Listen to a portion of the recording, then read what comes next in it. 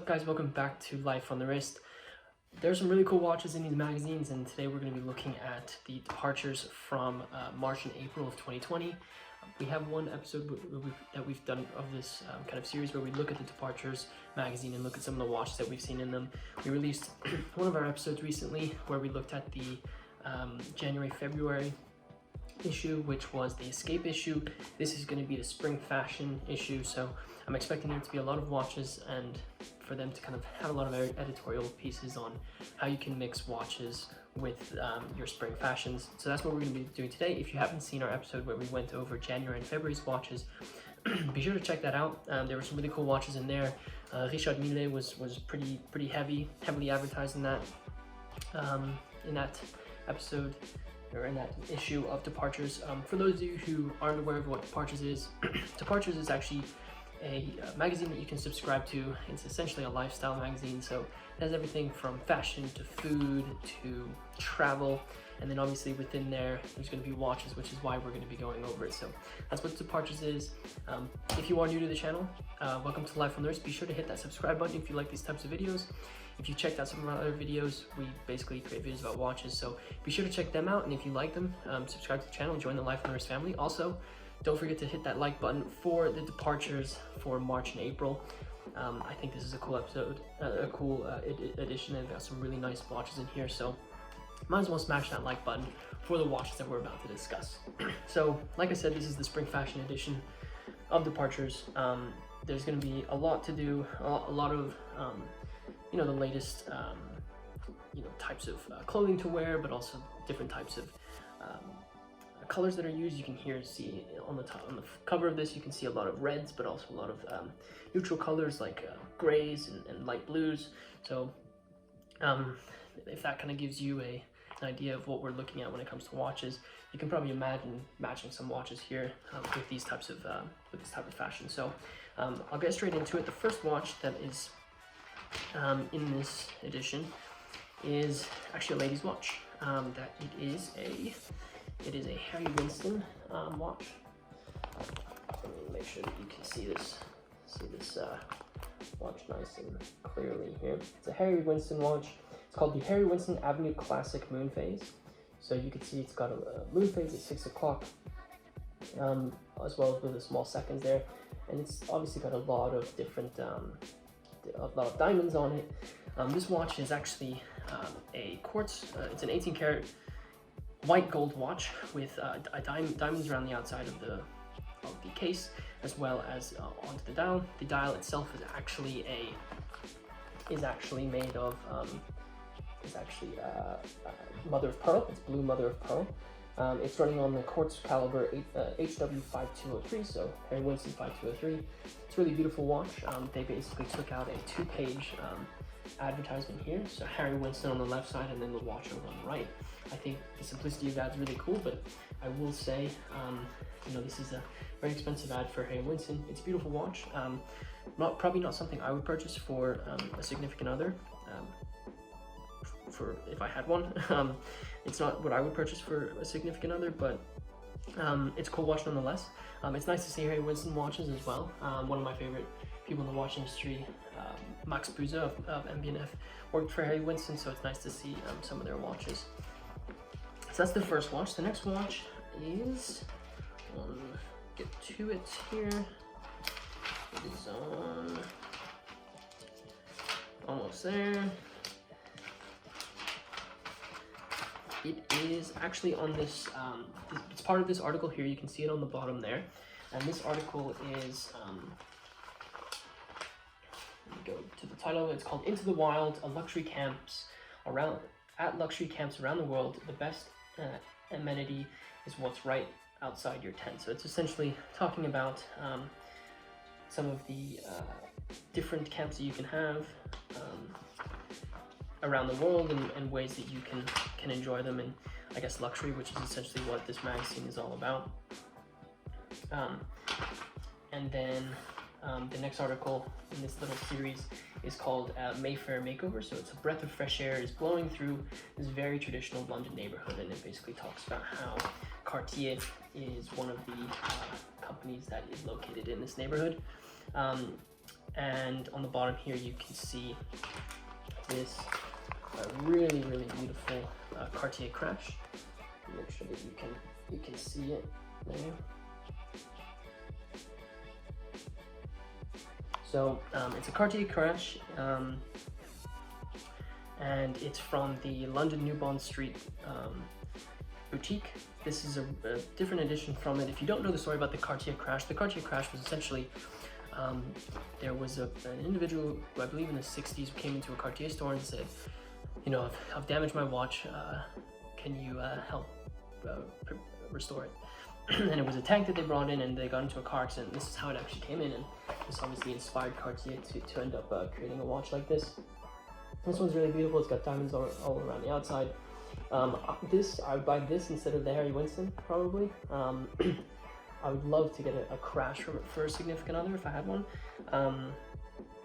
I probably wouldn't go with the diamond version of this, but nonetheless, it's a beautiful watch, and I like the backstory to it.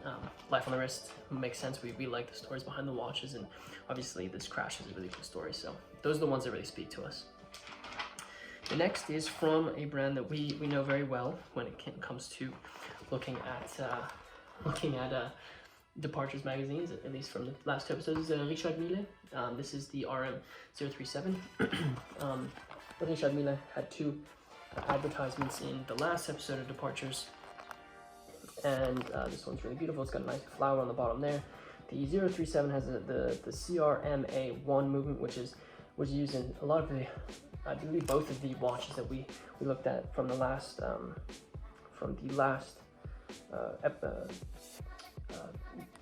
edition of Departures. It's a skeletonized movement. It's got really ingenuitive movement inside of it. I believe it's made out of titanium, at least the bridges and the bridges are made out of titanium.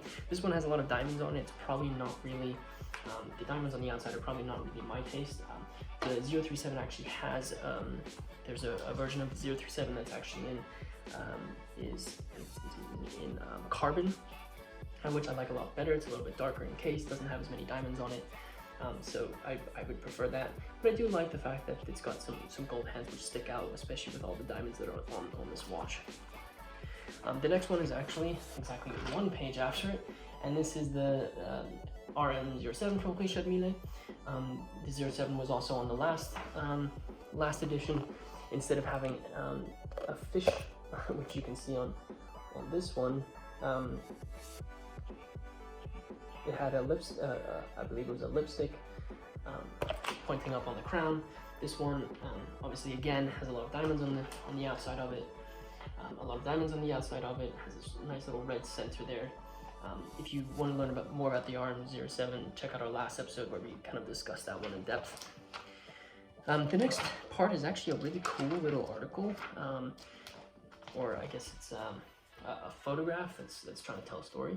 So this is the page here. So it says, ahead of the curve, the distinctive barrel-shaped tonneau, first popularized in the early 1900s, is reappearing on discerning collectors' wrists. So this is a picture here of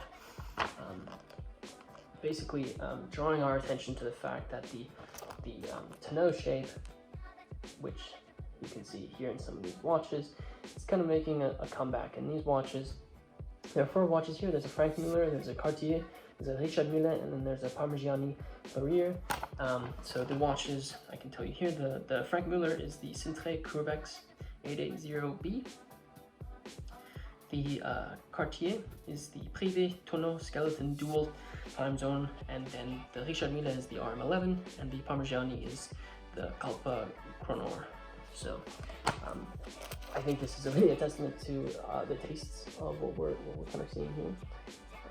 They're coming back, and I think that the Richard Mille is a perfect example of how the Tonneau is really making a comeback. Moving on to our second to last watch.